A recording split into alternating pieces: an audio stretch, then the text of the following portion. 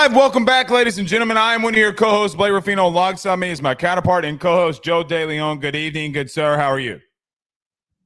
You're muted. Of course I am. So busy trying to tweet out the show link. I'm doing great, Blake, minus muting myself. One day closer to some more college football. I'm very excited for this rankings debate that we're going to have today because I think you and I have a couple of spots that we're going to get to, and I think we're going to have a really interesting discussion revisiting where Ohio State lands in our top 10s. Our good friend picked Oregon last night. I saw that Josh Pate picked Oregon. I'm surprised. I'm very surprised that's who we went with. Joe, a lot of people I respect in this business are fading on Ohio State. And I'm just like, that's a challenging thing to do. I think a lot of this comes into that it's played at Autzen. Autzen is a very underrated venue for games and how difficult it is to play there. But I can't help but take away from what I saw on film when I watched both these teams. There's a lot of things. I stand by my pick. I feel very confident in picking Ohio State. We definitely will find out. We'll go through our game picks. Week 7 picks. We have a new leader in the clubhouse. It is your boy here by one game.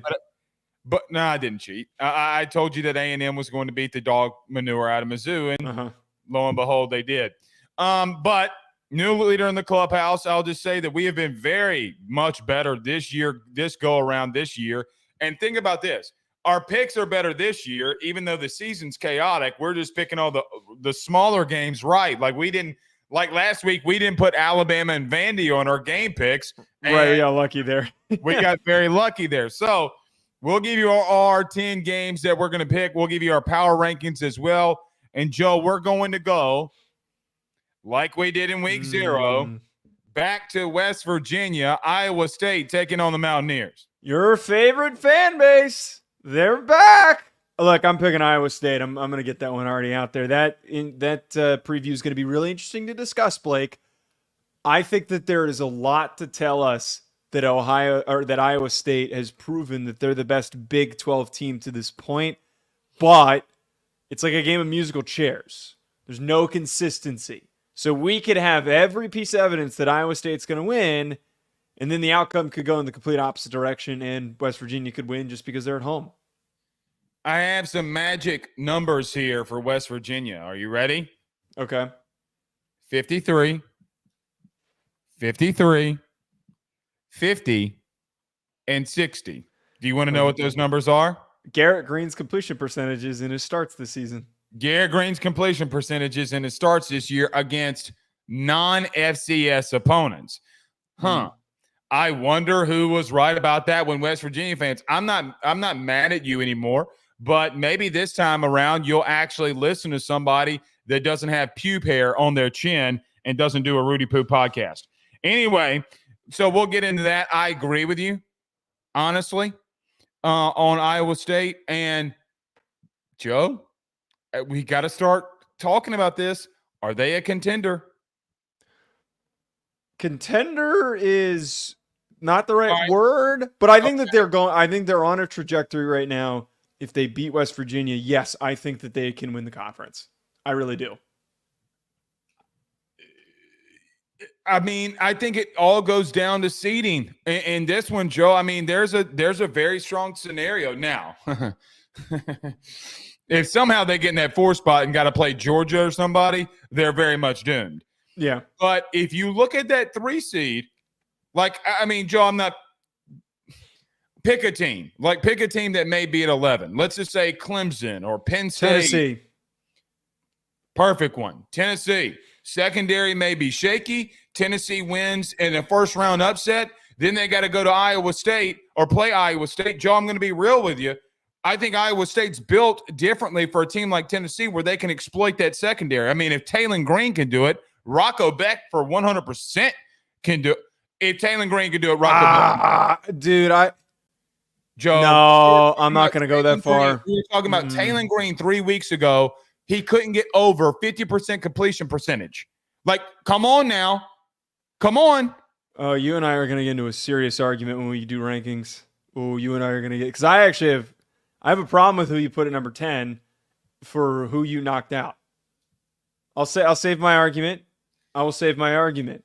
But I was really surprised that you went with who you did at number 10. Yeah. Can I tell you something? Mm-hmm. Do you want to know the record of me putting LSU number 10 in my power rankings when we've done this show? What? You went back and checked? Yeah, 3-0. Okay, so you put them in there so that they'd win. There we go. That's lame reasoning, but sure, we'll go with that. I can defend them. Oh, we're going to have an argument. We are going to have an argument. I can't wait. All right, so we'll talk about that. So we got lots and lots that we have to get into here, Joe. By the way, I just want to ask you a quick question before we get rolling. No more national letters of intent. Did you see this today? I did. I'm waiting. Not waiting. I want to do a little bit more exploring into that conversation because I think it's a very, very complex one. It sounds like the result of that is because of the settlement coming through and revenue sharing being soon, in inevitability in college sports. There is just so many nitty-gritty pieces that go into that. I'm not shocked because it sounded like that was a trajectory that we were headed towards. Got to give Charlie Baker a little bit of credit. Mm-hmm. I can't believe I'm saying this again. He's doing what the ultimate politician does.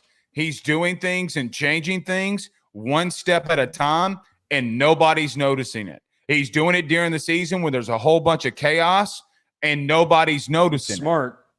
I know it's very smart. He reduced the portal window from 45 days to 30. Oh, by the way, Joe, if you enter the portal and go to another team and you sign a financial aid agreement, which you have to do, most kids are signing like 7 financial aid agreements if they go on visits.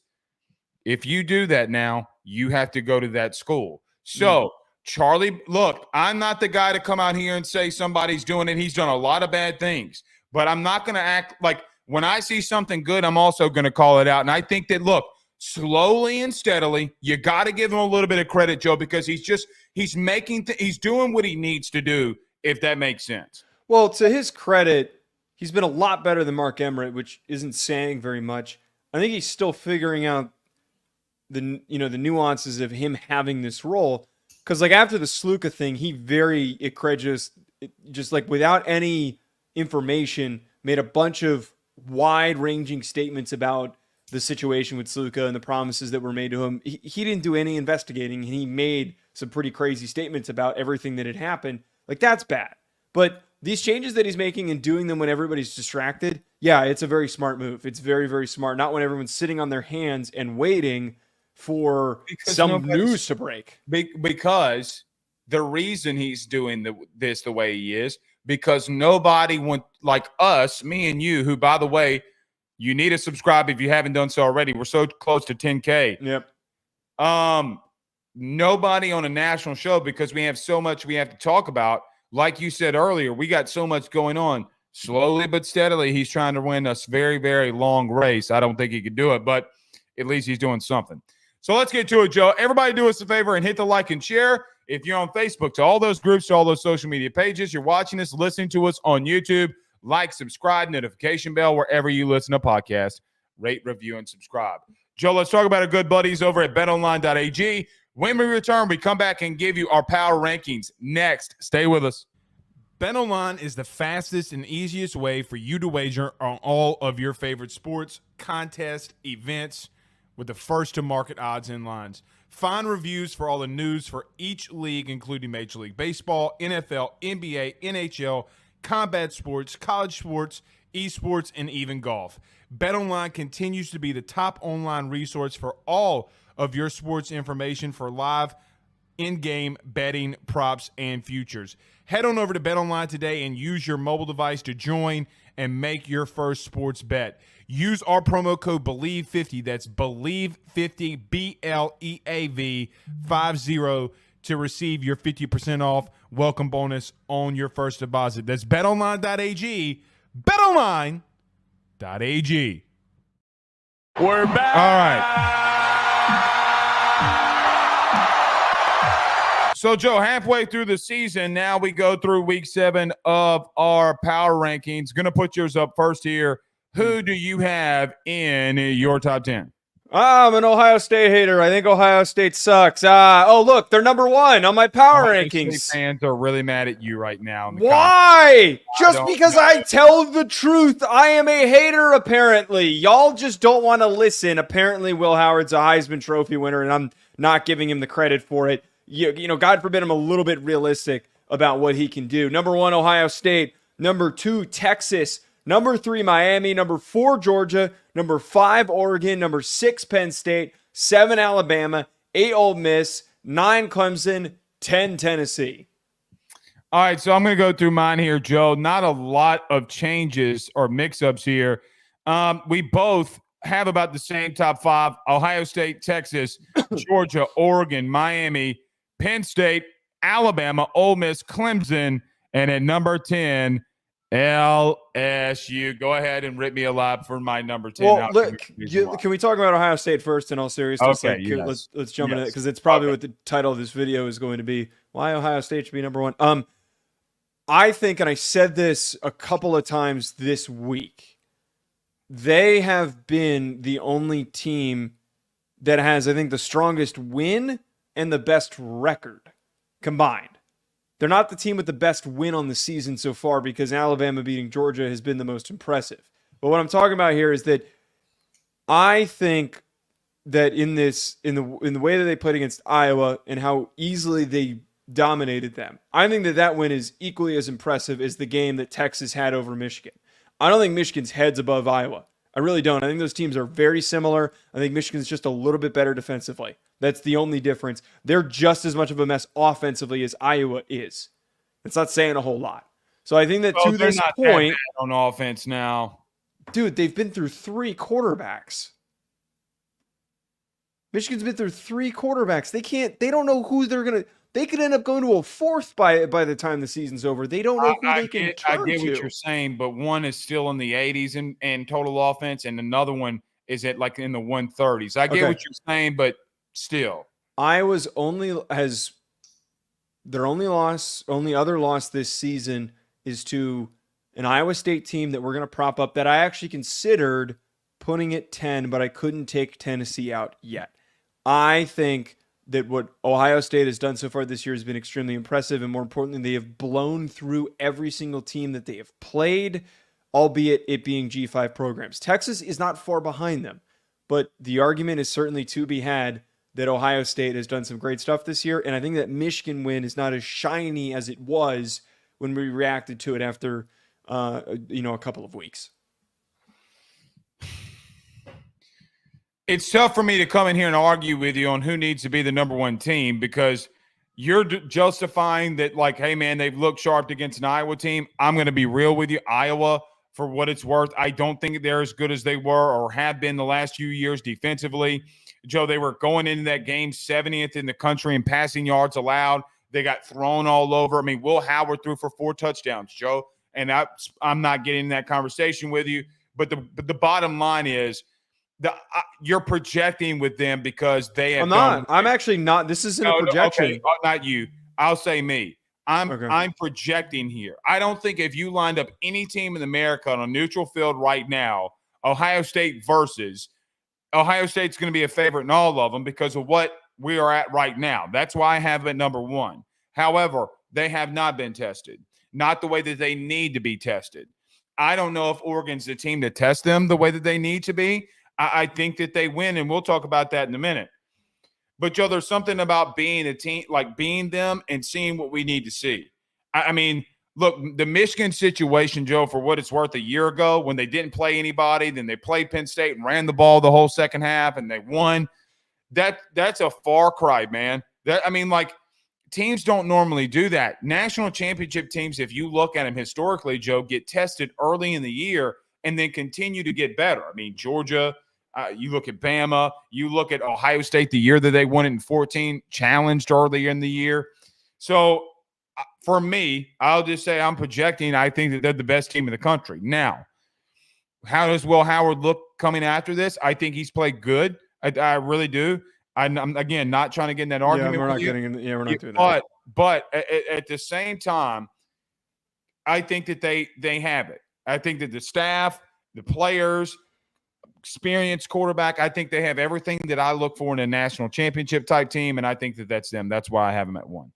Yeah, and it's not a knock on Texas. I think Texas has been tremendous, and yeah, the way that they beat Michigan was impressive. They smoked Mississippi State without Quinn, and they've played a bunch of G5 teams. But I think if we're looking at which team has been the most balanced, balance isn't even what I'm looking for. Which team has the best? Which team has the strongest roster front to back and is the strongest at every single position group? I have to go to Ohio State because right now Texas is a glaring issue at running back because of the injuries that they suffered. We don't know if that's ever going to really get better and how that would play out in a really big, tough matchup. I don't have any questions with Ohio State because if Quinshon Judkins or Travion Henderson goes down, they turn to the other guy. They I think are just a little bit more gifted at every single position, and they're currently healthier. To the point, again, if I told you Texas, Ohio State, and Council Bluffs, Iowa, you would take Ohio State. Yeah. That's the whole point of this. Yeah. That's why I was trying to interrupt you. That's what I'm literally making the same point. I think we're square on them. Right. In reference to that. All right. What team do we have in our rankings here that you want to hot to next? Let's talk about Oregon because you've got Oregon at 4, and if I'm correct, I moved them down to 5, and I actually considered moving them to 6. My preparation for this week allowed me to dig into the film for Oregon, and I got to be completely honest, their defense is phenomenal. Their defensive line is deep, and it's really gifted. There's some really talented young players, but I still wonder if Dylan Gabriel is as good as we thought he was going to be coming into this season. He had a couple of bad picks in the game against Michigan State. Not a lot of great decisions. I really wonder if we're going to be talking a lot differently about Oregon after this game against Ohio State. I still think that they're top 10 worthy, but I'm a little wary about them being as good as top 4, top 3. I mean, Joe, think about the game right now, though, right? Let me give an example. Ohio State and Oregon's a 2.5 point spread? About 2.5, 3.5? I think I got it at 3.5. Okay. No, 3. I think I got it. Okay. So basically on a neutral field, it'd be 6. Okay. So what the way that I think about that is, again, in a power rankings, not a rating, like where teams need to be rated, in a power ranking, Oregon will be there because number 1, they're undefeated. Number 2, they've won all their games. And because of power margin point spread. I actually agree with you in everything that you said. I think they've been flawed. Right? I think they've been massively flawed in a lot of things that they've done. Oregon fans think I hate them, but you loved me last year because I was all over you. Okay? The problem is, Joe, they've had let me say it like this. As well as Ole Miss's defense has gone and all the guys that they brought into the portal, I feel like the difference has happened with offense at Oregon. Right? I know some of them have been there a couple years and then you go and get a quarterback. Something's off. Now, Joe, again, if they go out there and beat Ohio State this week, then what? I mean, there comes a. I mean, I just don't think that they're going to. I don't. Oh, okay. Well, but let's play in this scenario, though, because we played it with Alabama a couple weeks ago when they beat Georgia. So let's play the what-if game. What if Oregon beats Ohio State? Because there comes a point now, okay, that if we do the same thing for Alabama, the best win on the season would be against Ohio State. Well, yes, that's true. But the problem is when I asked that question with Alabama, I fully wholeheartedly believed that Alabama was going to end up as the number 1 team in the country. I really thought that they were going to beat Georgia and that they were going to move up. I just, don't see that path happening. But if it hypothetically did, they'd have the best record. They'd have the best win. They would then, on our power rankings and how we do these conversations, would have proved the most. The inverse of that, if Ohio State wins this football game, I think that they've got enough grace after that victory to hold that spot at number 1 for a pretty steady amount of time. No matter what Texas does this weekend doesn't move things up for me. I'm not going to say that because Texas plays Georgia next weekend, and you know good and damn well if Texas beats Georgia, you'll put them back over 1. So don't – no, you won't do that. I don't think that – no. I would move them up, but exactly. I don't think because Texas would have beaten Michigan and then beaten Georgia. I don't think the game's for 2 weeks. Pretty sure it's next week. No, actually, maybe you're right. Yeah, they have Texas. I got Texas' schedule right here because I'm talking about them tonight on AYS. They have Oklahoma, Georgia, Vandy bye. Hey, man, So that's a nice little stretch for Texas. Yeah. Oklahoma, Georgia, and then Vandy. Vandy has the chance to do the funniest shit ever. They have the chance to do the funniest shit ever. I'm going to laugh my ass off. All right. We'll see. In reference to finishing this out about Oregon, I don't know, man. I think that they finally play up to who they need to be this week. All right. You've taken on a couple of mine. Joe, there's a team I got to get to, if you don't mind here. We got to talk about Clemson, man. Look, we've been 6 straight weeks without talking about Clemson. They've been in our top 10 every single week for the last 3 weeks. I'm sorry, man. We got to talk about little old Clemson.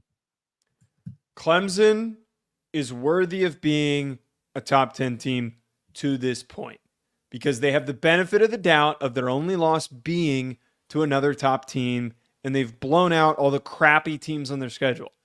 They haven't played anybody since that Georgia game, which is to their benefit because they're building a little momentum. They're gaining some confidence back. Klubnik's looking really good because he's getting some opportunities to try things and figure stuff out, and they're getting into this good rhythm.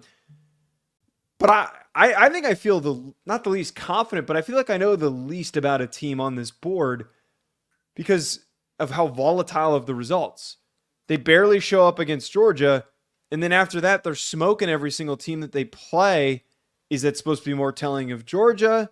Is this supposed to be telling that Clemson deserves to be there? That could change really quickly later on in the season if they drop a game against a more competent opponent. I'm going to say this, and I don't want you to freak out, okay? I did make a statement last week of the top being a little bit very much separated from the bottom half of our power rankings, basically because I was talking about Georgia versus Clemson in that scenario, right? Now, in that, Joe, I will say this. I'm not going to get swayed very much about Alabama losing to Vandy in reference to this. I still think they're a good team. I still think they're going to make the playoff. Like, there's so many different things that I think about Bama. I think we see a game like that and be like, oh, well, man, you know what? Anything can happen this year. And that's very true. But chalk is still chalk. And, Joe, regardless, I mean, again, I go back to it. Clemson has been serviceable, man. I mean, you can take the Georgia game for what it's worth. I mean, Joe, what are we taking it? Okay, this is what if you go back and watch it, I take out of it. Yes, they couldn't move the ball on offense. Have they gotten better? Yeah. But I know that they stuck around with them for 2.5 quarters. And then depth took over. They couldn't score. Defense gets tired. They're on the field for 75 plays, and then it was over, right? Like, that's what I take from it. Okay, so you are competitive. I know the offense stunk. I know that. I've seen teams be very competent and really good teams that are deficient on one side of the football. Like, Joe, think of the teams that were at 10, 11, 12 last year. Think about the LSU team last year. They're deficient on one side of the football, but you have them in that part of your ranking because, look, man, either one of some of those balls can win you a football game. You know what they have done, though, that I love? I think Dabo has gotten back to Dabo. Joe, they're running the football. I don't care. Look, man. Yeah. I don't get too Rudy Poos. Who they're playing against, dog, they're lining up and just punching people on 3 yards in a cloud of dust. And you know what? Cade Klubnik, to his credit, Joe, they run 3, 3, 3, 3 shot. And Joe, that is how they have been beating the dog shit out of everybody. Is I think that for what it's worth to this moment, Dabo, you hear my voice squeak like I was a little schoolgirl. Dabo. Anyway, I think that they've been serviceable. They're getting back to just basic fundamentals to win these football games. Yeah, it just needs to be contextualized that, they're doing this against App State. They're doing it against NC State with a backup quarterback in. They did it against Florida State, and they actually played Florida State closer than I think many people expected that they would, and they did it against Stanford. So, and they're not going to get tested until maybe Pitt. I don't think Louisville is much better than them. Maybe Virginia Tech gives them a little bit of a scare. Eli Holstein can trouble them. Yeah. Eli Holstein can trouble them. I'm with you. But look, man, let me ask you this question. Clemson, Miami tomorrow. Who are you taking? Miami. No, okay. I'm thinking twice. Miami. I'm with you. But let me ask you this question. the way that Miami's been up and down, do you question things? Like, well, but wait. We can't. No, this is completely. Clemson's also been up. They've been up and down. Completely separate from the power rankings.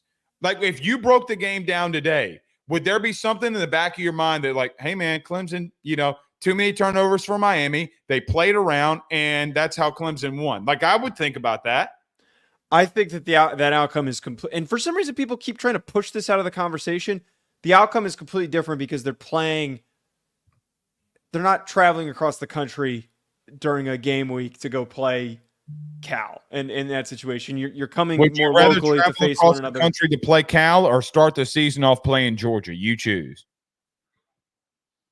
I mean, I don't think that applies. I don't think that applies to what I don't think that applies to what we're. It definitely applies. All right, Joe. What other team that you want to get to here on our power rankings? LSU shouldn't be on the top 10. I'm sorry, they don't belong on there. Because what if are we just putting them in there because all these other teams have taken steps backward over the past couple of weeks? I feel like that's the only reason. I mean, Joe, they're 12. Why? I can make an argument for 10, 11, 12. I don't think Tennessee's loss is so bad that they deserve to get yanked. I think that, if anything, the USC loss at the current moment might be worse. Oklahoma State, who's 3-3. Okay, that's a lot of transitive property we're doing there. It is. You can't hype up Arkansas and then suddenly now they're not very good. I didn't say that they're not very good, but when it comes to a power ranking, Joe, named it. I'm taking Tennessee out until they can prove to me against a Power 4 team that they can move the football. Like, they played a bad football game on the road with a young quarterback. I'm willing to give them credit to bounce back. I absolutely am giving them credit to bounce back. I don't have as much confidence in LSU's defense, and that's where you and I have been fighting with one another. Is I just don't have any confidence in their defense. Okay, well. They've jumped 75 spots from a statistical standpoint. Joe, they're 15th in the country in sacks. I mean, you can say, yes, people look at USC and people look at South Carolina and say, that's all that they've done. Joe, that's not all that they've done. I think people see them on primetime and then they lose and then they struggle, okay, for one half, I might add, okay, and then that's all that they've seen from them. They haven't seen everything else. I mean, everybody looked at Tennessee and said, oh, man, they're a juggernaut because they're playing Kent State. And what we're going based off of is those other games that we saw them on. Okay, wait. You're not. Hold on one second. You're not having this conversation with other people. You're having this conversation with me, and I've been paying attention to all of these things. Okay, fair. But you got on to me earlier in the week for calling you out about what, a lot of people agree with me. All I'm saying is they're 3-0 when I put them in my top 10. And goddamn it, I need a win. Sorry for that. I shouldn't have said it like that. I'm sorry. I apologize. Yeah. I need a win. I really think that just like you're willing to give LSU's defense the ability to bounce back, I'm willing to give Tennessee's offense the ability to bounce back. I've seen LSU's defense make stops and be competitive against Power 4 opponents, unlike the 17 points of offense that Tennessee has against the last two Power 4 opponents that they've played. Joe, there comes a point when if I told you that there'd be a 2-game stretch in the SEC that Tennessee averaged 17 points, what would you come? Hold on, please answer the question. What would you come in here and tell me? What? No, I mean, I'm asking. I know what you'd say. You would say, hey, man, when did Nico get hurt? Who was the backup? Because good and God dog well, you would have not come in here and said Nico would be projecting that. But the reality of Tennessee at the exact moment, even though I agree with you that they're going to start getting better every week and they're going to get better under him, there comes a point with they've only averaged 17 points the last two SEC opponents that they've played. And look, I get that argument that you're making is that their offense has taken a step back and it has sputtered a little bit. But they have the past 2 games that they've played against Arkansas and Oklahoma. I argue that in a stretch where since LSU lost to USC, Tennessee has now played more difficult opponents. I think that South Carolina win is inflated personally. I really don't think South Carolina is very good. I think that they're riding off of one position group that is at the top of the conference, and the rest of that roster is very mediocre. which has been my whole argument the whole offseason. What's Notre Dame's best win? Come on, man. That has nothing to do with what we're talking about. I'm just asking. They're not in the top 10. They're not ranked in our top 10s. We're not debating Notre Dame. I'm asking. And they don't have a best win. Their resume sucks. They shouldn't get into the playoff. Let me go Tennessee. What's Tennessee's best win? Oklahoma. Oklahoma's ranked right now. Joe, you know, good dog. Oklahoma's better than South Carolina. They play South Carolina next week. We're going to find out who's actually good in that matchup. Oklahoma has no business being in anybody's top 25 right now. Nobody's. And you know that just as well as I do. Ball knowers know. All right, well, we're not doing a resume thing anyways. All right. Let me go to yours because I got a bone to pick with you.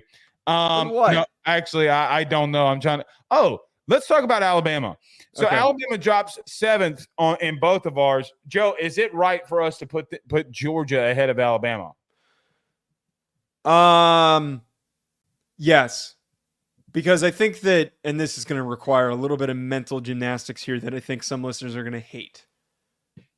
The way that Georgia played in the second half and the way that they bounced back against Auburn is more indicative of who they are. They got outcoached in the first half.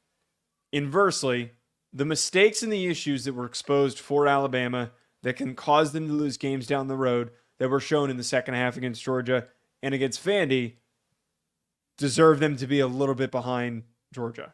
I think Georgia, dude, I keep saying this. I've said this on the radio spots. I've said it on this show. I've said it on other shows.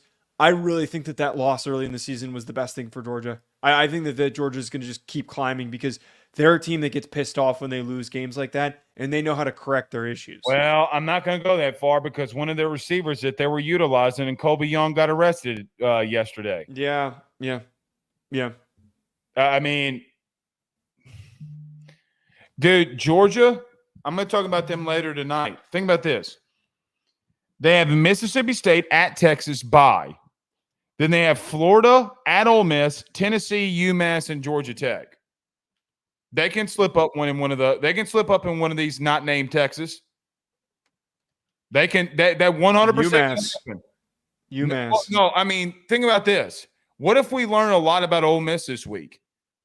Like, what if we really do? Okay, and I mean, Joe, I'm just gonna tell you, man. I mean, like, I don't know. I feel icky putting a team like Georgia above Bama. I'm gonna be real with you. Because it actually happened on the field. Power rankings don't mean shit when something happened on the field. You know, you get what I'm saying? Like, I feel stupid for putting it. Now, I know why I did because I think in a rematch they would win. Well, right. So that's the whole point of what a power ranking is if said team played one another, who would win in these situations? And I agree. I think Georgia would win in a rematch. I do too. But I feel because there's going to be a Bama fan that comes off in here. They do it every single week when we do our power rankings.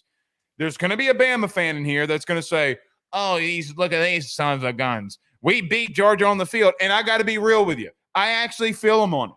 Like, I'm like, okay, yeah, you did. You did. And look, you beat them by 6 or 7, whatever. Yeah, you beat them by 7. It's not like you beat them by a touchdown. Joe, if I would have told you Bama beats Georgia by a touchdown 3 weeks ago, you'd be like, damn.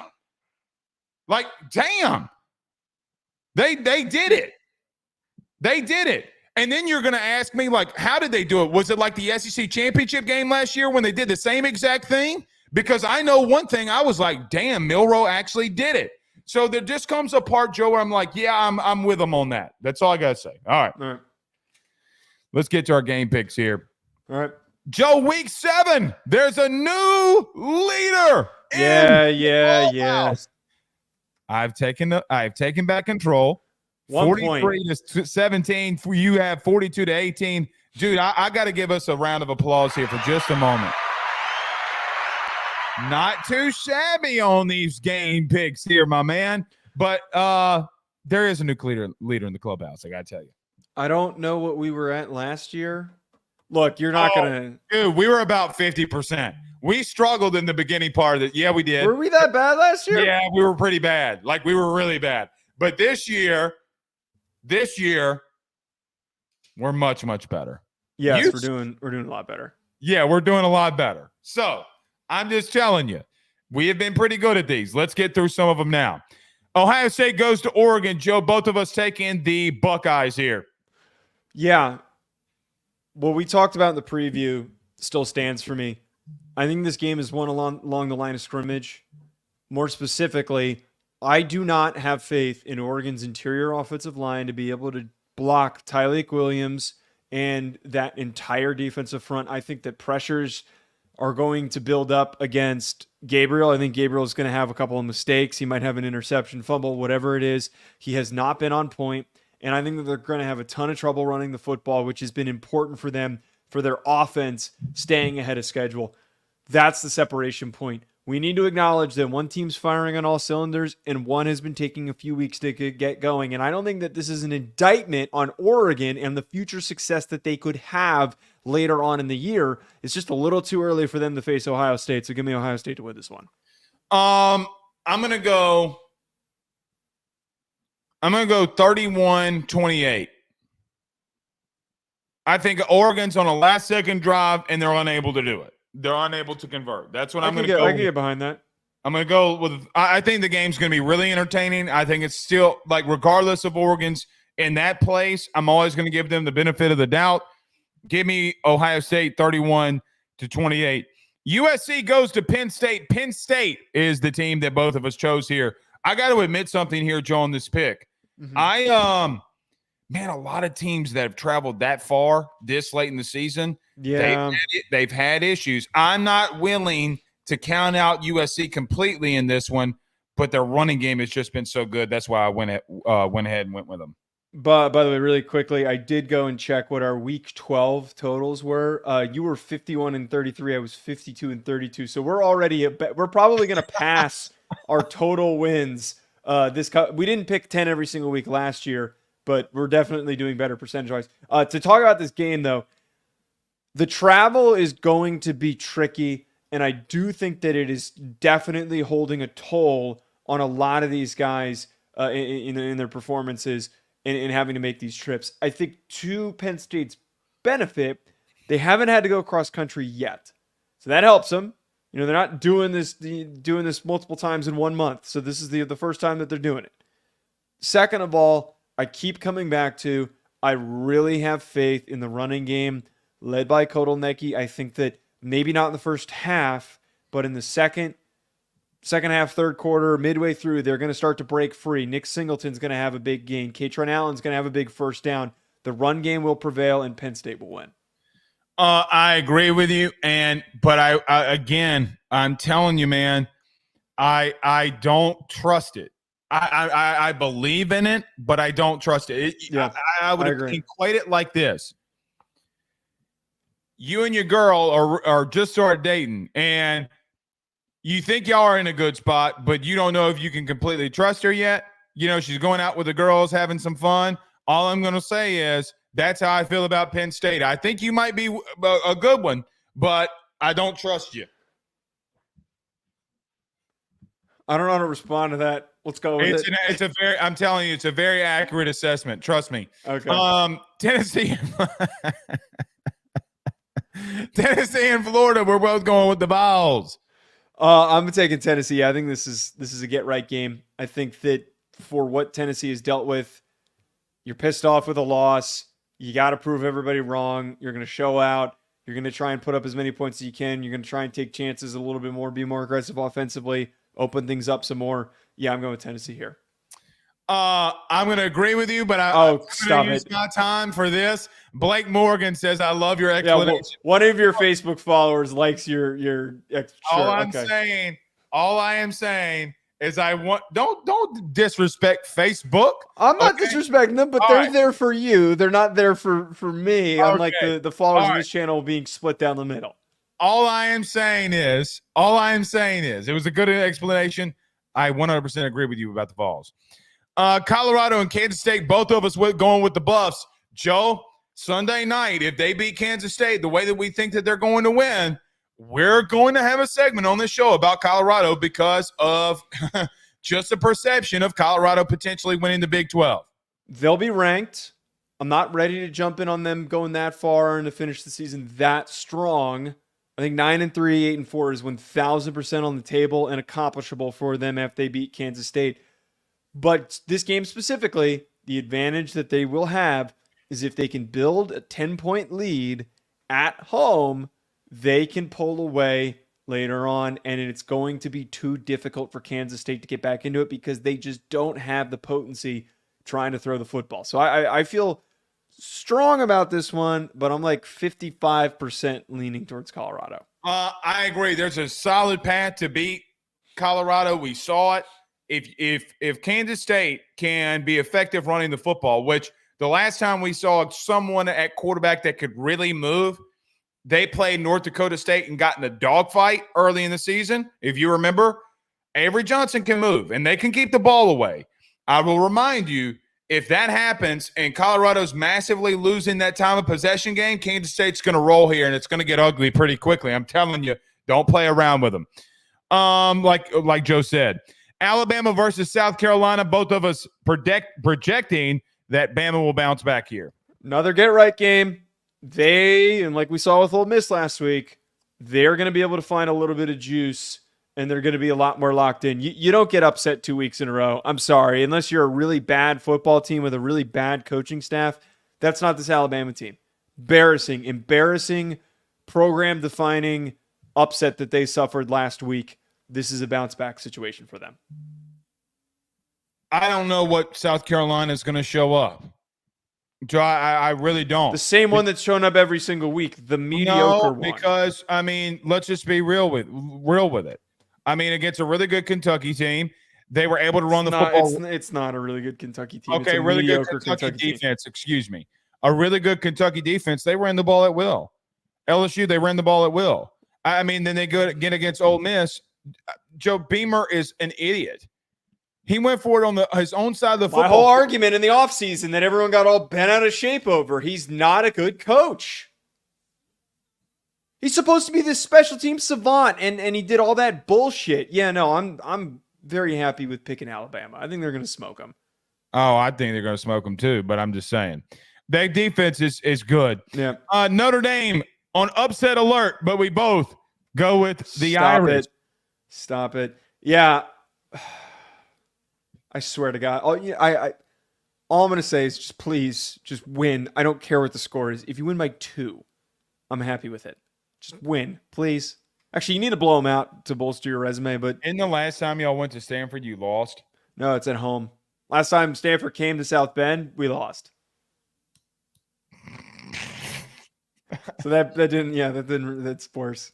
You ain't got nothing to worry about. I do think Riley Leonard's competent enough to throw the football. This is a very bad secondary for Stanford. If you can't throw the ball, I'm serious to God, I'll come in here Sunday ripping them alive because, dude, this secondary is just so bad. You got to be able to throw the football. So, but I think they're good enough to do that. One quick thought that I brought up on my Bleacher Report stream today: where Stanford could beat them. Alec Manor is one of the best contested catch receivers in the country. Ben Morrison, his biggest weakness is he's light. And he's not a very big play strength guy. So if he's getting cooked by A.O. Manor and they're just throwing jump balls to him every single drive, oh, man, that game is going to be frustrating as hell for Notre Dame fans. So probably pretty much what's about to happen then. I don't know a Notre Dame fan that has a fun time watching the game. No. Ole Miss, LSU, I'm going with the Tigers. You're going with Ole Miss. Our only disagreement on the weekend. Of course it is. I think that the way that Ole Miss last week got their offensive groove back a little bit, facing off against an LSU defense that is showing some signs of weakness, I think Jackson Dart's going to have a pretty good game. I still contend that this is going to be high scoring like last year, and I think they're going to be able to eke out a close win. If I'm being realistic, I don't disagree with your logic. I don't think your logic's non-sound. Can full 1,000% see that being the case. However, Ole Miss has not played anybody that has an offense like this and can get after the passer. LSU's 15th in the country in sacks. They haven't played an extra game like other teams, and they're still 15th. They've had a bye week. The most of the teams that lead that statistic, Ole Miss is 76th in the country in sacks. Teams have gotten after them. I have a little bit of a hunch through some things that I heard. Jackson Dart better get that ball out quick because they're going to send the heat. So that's all I'm going to say on that one. But What only reason it gives it to me is because I have an intuition feeling that place at night with this team that it's going to be pretty hard. If they go in there and win, Joe, they're going to be in my top 5. I'm going to go ahead and tell you. Oh, it's hot. Come on. That's Top a little 5. They're better than Miami at that point. All right. Iowa State. Oh, I missed one. BYU, Arizona, both of us going with the undefeated Cougs here. I almost went with Arizona here, but because it's at BYU and because Arizona's by the way, Arizona lost last weekend and we didn't even talk about it. Like they were ranked and everything was kind of going great for them, and then they dropped their game this past weekend. BYU is going to win. I think that they are going to be more physical than them, and they play so freaking well at home. So I got to go with BYU. Something about religion service teams. Okay. The Lord is always on their sides. Well, that's not the case for Notre Dame, that's the reason why Notre Dame's always relevant. You know what I mean? Because of the Lord. If God cared more about Notre Dame, then we would be winning national championships. You mean to tell me if Mormon Jesus believe more in BYU? Okay. But we're both going with the Cougs. Yeah. Iowa State and West Virginia. We're both going to Iowa State. Joe, let's hold off on that because we're about to do a prediction there. Texas and Oklahoma. Both of us going with Texas here. Oklahoma doesn't have the firepower. Plain and simple. They do not have the firepower to keep up with Texas. I think assuming Quinn Ewers is fully healthy, it could be a pretty lopsided victory for them. But that game's always drunk, so you never know. I think it's actually going to be a little bit closer because I think Quinn Ewers does make mistakes. I think he'll make a mistake in this one. But you're right. They don't have the firepower. And Deion Burks apparently might be out. If that's the case, then they might be cooked. All right. Let's get to our last game preview of the week here. Joe, Iowa State, West Virginia this weekend. Iowa State looking like a potential playoff team because of obviously the new automatic qualifiers. They look like a team that can really compete here in the Big 12. They got a great win against Iowa a couple of weeks ago, where West Virginia has been struggling a little bit out of the gate here. How do you see this game going? First of all, you definitely have to give West Virginia credit for being a very loud and difficult place to play when they're hosting games at home. This game's at night, so it's going to be popping. It's going to be super jacked up for this opportunity to knock off a top-ranked team and then to return to the Big 12 championship conversation, because this conference is one of the few that is still wide open with as many as 5-6 teams. However, I really think that Iowa State wins this football game. West Virginia this year has been very effective at running the football. One of the best rushing offenses in the country, averaging 223 yards per game. They've been very, very strong on the ground. I think that Iowa State's defensive performance, more importantly, their front seven, is good enough to stifle West Virginia's rushing attack. Now, I know that there's an injury to Kyle Brazina, who is one of the young budding stars at linebacker for this team. Cooper Abel has been super productive for them as well, who's a sophomore. If Brazina plays, I think that's a huge boost. But their D-line is nasty and it's deep. J.R. Singleton, Dominic Orange is the name to know just in draft circles. There are a lot of different bodies that they rotate and incorporate. Iowa State's success this year has come from the defensive performance. And then on the flip side of things, I love how this offense is operating. They have two fantastic receivers, Jalen Noel and Jaden Higgins. So I think if they need a quick drive, they need to get back into it just like they did against Iowa. They can open the game back up whenever they need to. So I'm taking Iowa State. I feel pretty good about that pick. I'm going to tell you this. I know that statistically West Virginia looks good running the football. They actually haven't been bad running the football, but they had 389 rushing yards last week that vastly skews those numbers. Okay, against a really, really shit Oklahoma State defense that I've been calling out. Very bad Oklahoma State defense, especially run defense. With that being said, I'm not going with that. Joe, here's the truth. Iowa State is 5th in the country in pass defense. Oh, wait, hold on. Isn't there something that I'm forgetting here? Oh, that's right, because the last time I talked about West Virginia, I had a whole bunch of dumbasses coming at me saying Blake was wrong about Garrett Green. Joe, I'm going to read you off some numbers here very quickly. Please do. Read them. Myself, and I'm putting it up on our channel. Garrett Green, 53, 50, and 60. Joe, do you want to know what that is? What is it, Blake? It's his completion percentage against Power 4 opponents this year. And it's interesting because I said if West Virginia wants to take the next step of the team that they wanted to be under Neil Brown, it comes down to, we know you can run the football. You got to get the ball down the field because defensively, you might not be that team.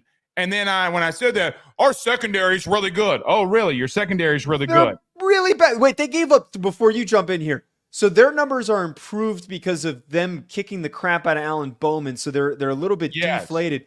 They gave up 300 yards to Albany's quarterback. Now they've made some changes to their the way that their defensive coordinator, this whole thing where he moved up to the booth. I was reading an article today, but still, they gave up that many yards to Albany. Are you kidding me? Noel and Higgins are going to have a big game.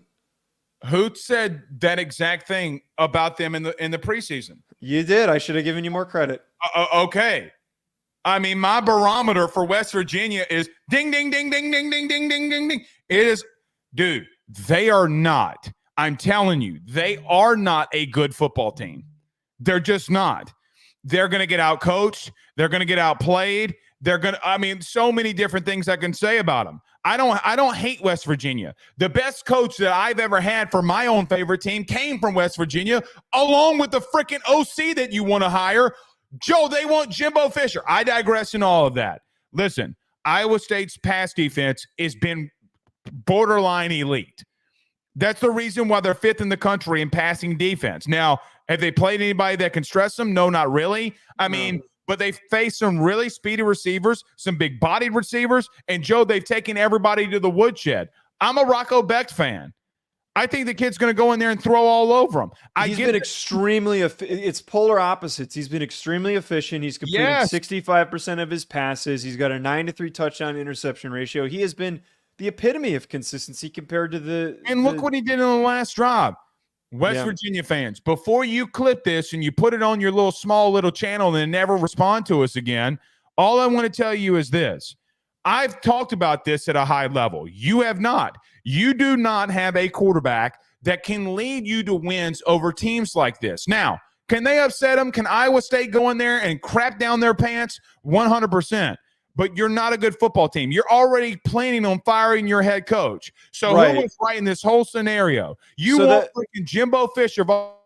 Tell me Joe, they're so unserious about football that they want to hire Jimbo Fisher as their head coach. Hey man, he's the hometown kid. You gotta give him the shit. Okay, to what you just talked about though with the upset, that is very true. One thing we have learned after 6 weeks of football going into week 7 is that an upset can happen at any time when you're playing on the road. Like it's been more capably possible than any other year. So yes, it is possible, but I've got a pretty heavy lean here. I'm going to go as far as say I think 70% chance that Iowa State wins this football game. I'm going to go even crazier. I'm going to put a 98% chance. Oh, wow. Okay. All right. I can't hate that. They're going to be so pissed at us. Because last time I at least defended them, so you and I were having a debate, and then they kind of, they were going back and forth on like who they agreed with. They were attacking my children. Oh, they're going to hate us this week. Here's the thing. You can say and do whatever you want about me. Here's the truth. Leave my kids out of it. All right. Yeah. But look, in reference to the game, getting into it, so if Iowa State continues to win here, Joe, we haven't talked about them, but we got to keep our eyes on these Big 12 teams, man. I mean, are we on a showdown with them in Colorado? Is that where the Big 12 is? I mean, Utah's still out there. Utah is still in there too. There are like legitimately 5 teams that we could. Kansas State, even if they lose this weekend, are still in the conversation. Is the Big 12 going to be the funnest conference down the stretch here? I think it will be. I am rooting for an 8-4 Big 12 team to get into the playoff so that you'll get pissed off. I'm rooting for that. Why would you say that? Because I think it'll be funny. It won't be funny. It will be because it doesn't matter. It does matter. It does matter. Here's the scenario. Look, here's the scenario that could be playing out in real life. Okay. I don't want to go down this rabbit hole yet again with you, but there is I warned everybody about this. There is a legitimate chance that 2 teams that get a bye, potentially UNLV Liberty, and the Big 12 champion.